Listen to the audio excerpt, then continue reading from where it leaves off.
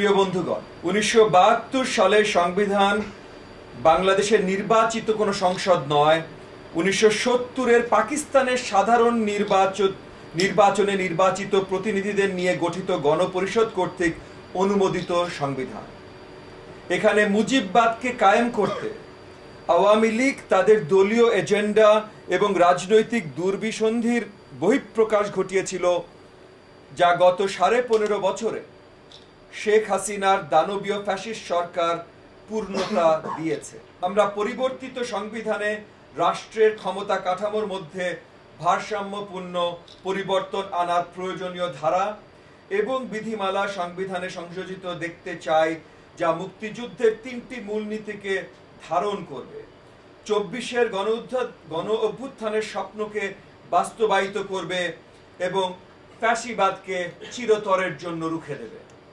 প্রিয় বন্ধুগণ, আমরা সংবিধানের আদর্শিক এবং কাঠামোগত সংস্কার চাই, তবে পরিষ্কার করে আবারও বলছি, সংবিধান সংস্কার, পরিবর্তন এবং পরিমার্জনের একমাত্র এখতিয়ার জনগণের ভোটে নির্বাচিত সংসদে।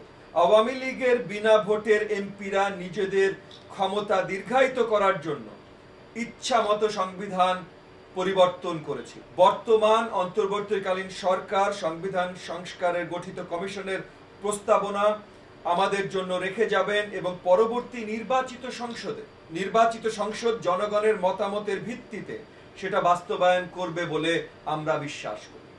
প্রিয় বন্ধুগণ, সংবিধানের পঞ্চদশ সংশোধনীর মাধ্যমে 7-এর ক অনুচ্ছেদ যুক্ত করে সংবিধানের 1/3 50টির বেশি অনুচ্ছেদকে সংশোধনের অযোগ্য ঘোষণা করা হয়, যা বর্তমান সংবিধানের মাধ্যমে ফ্যাসিবাদী শাসনকে দীর্ঘায়িত করার একটি অপকৌশল। এর মাধ্যমে সরকারের জবাবদিহিতা নিশ্চিত করার সুযোগকে মারাত্মকভাবে রহিত করা হয়েছে। আমরা সংবিধানের যে কোনো ধারাকে রাষ্ট্রীয় প্রয়োজনে সংশোধনযোগ্য দেখতে চাই বলে আমাদের প্রস্তাবনায় উল্লেখ করেছি। আমরা বলেছি, আওয়ামী ফ্যাসিবাদকে স্মরণ করিয়ে দেয়া সংবিধানে সংযোজিত জাতির পিতার স্বীকৃতি, জাতির পিতার ছবি বা প্রতিকৃতি সংরক্ষণের বিধান বর্তমান সংবিধান থেকে বাদ দিতে হবে। এছাড়াও প্রজাতন্ত্রের কর্মে নিযুক্ত ব্যক্তিদের দায়মুক্ত সংক্রান্ত বিধান সংবিধানের 2য় ভাগের 12 গ অনুচ্ছেদ সংবিধানের 70 অনুচ্ছেদ বাতিল বা সংশোধনের সুপারিশ করেছি। প্রিয় সাংবাদিক বন্ধুগণ, আমরা চাই সংবিধানের 55-র 2 অনুচ্ছেদ সংশোধন করে প্রধানমন্ত্রীর নির্বাহী ক্ষমতা নির্দিষ্ট করা হোক। সংবিধানের 2য় অধ্যায়ে বর্ণিত জাতীয়তাবাদের ব্যাখ্যা পরিবর্তন করে বাংলাদেশি জাতীয়তাবাদ অন্তর্ভুক্ত করার সুপারিশ আমাদের রয়েছে।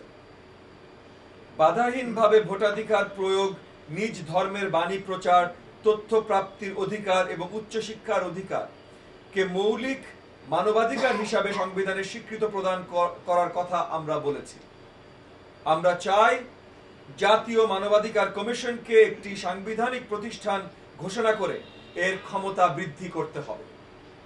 এছাড়া জনপ্রশাসন রাজনৈতিক প্রভাব মুক্ত হয়ে কাজ করছে কিনা সেটা যাচাইকরণ এবং এ সংক্রান্ত অভিযোগ নিষ্পত্তিকরণের উদ্দেশ্যে সাংবিধানিক প্রতিষ্ঠানের মর্যাদা সম্পন্ন একটি স্বতন্ত্র কমিশন গঠন করতে হবে।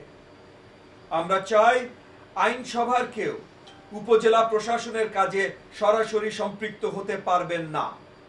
সংবিধানে এমন বিধান সংযোজন করতে হবে।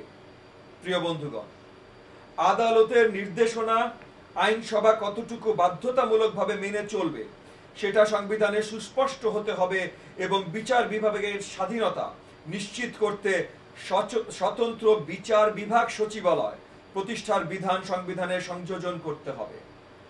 এছাড়াও সংবিধানের 95-র গ এর 2 ধারা সংশোধন করে প্রধান বিচারপতি এবং আপিল বিভাগের বিচারপতিদের যোগ্যতা নির্ধারণ করে দিতে হবে।